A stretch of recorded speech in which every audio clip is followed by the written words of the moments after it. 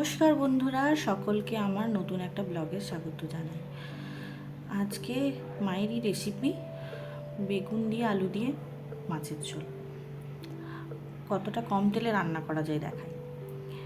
মাছগুলো ভেজে নিয়ে স্যালো ফ্রাই, মাছ সবজিগুলো স্যালো ফ্রাই। তারপরে এই অল্প তেলের মধ্যে কালো জিরে ফোড়ন, তার মধ্যে হাফ চামচের মতো আদা বাটা, এবার নুন হলুদ দিয়ে একটু কষিয়ে নিয়ে এর মধ্যে একটু টমেটো দিয়ে দেবে।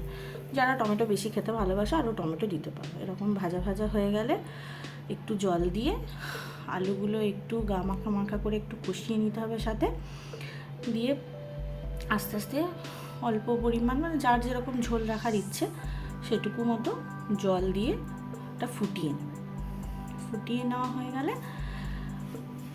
কিন্তু যখন এটা ফোটাবে তখন কিন্তু গ্যাসের ফ্লেমটা আস্তে করে দেবে আর ঢাকা দিয়ে দেবে। দেখবে যখন আস্তে আস্তে ফুটে উঠবে তার মধ্যে ভেজে রাখা বেগুনগুলো ছেড়ে দেবে, দিয়ে তারপর আর একটু মাছটা ঝোলটা একটু ফুটবে। ওটা হয়ে গেলে ভেজে রাখা স্যালো ফ্রাই করা যে মাছগুলো সেগুলো একটা একটা করে সাজিয়ে দেবে। মজার বিষয় জানো, যতদিন মাছ ছিল ততদিন আমি মাছ ভাজতে পারতাম না, মাছটা লেগে লেগে যেত আমার কড়াই। কি অদ্ভুতভাবে যখন থেকে মা নেই আমি সুন্দর মাছ ভাজতে পারি, এটা আমার ভেবেও খুব অবাক লাগে, জানি না কেন। দাদার আবদার এটা করেছিলাম। এর মধ্যে কারোর কাছে যদি থাকে ওই মাছের ঝোলের মশলা রেডিমেডটা একটু আধটু দিতেই পারো, আমি একটু দিয়েছিলাম। প্লাস যদি না থাকে কোনো অসুবিধা নেই, ওপর থেকে হালকা করে জিরে গুঁড়ো ছড়িয়ে নিয়ে একটু ফুটিয়ে নিলেই রেডি হয়ে যাবে পাতলা মাছের ঝোল বেগুন দিয়ে।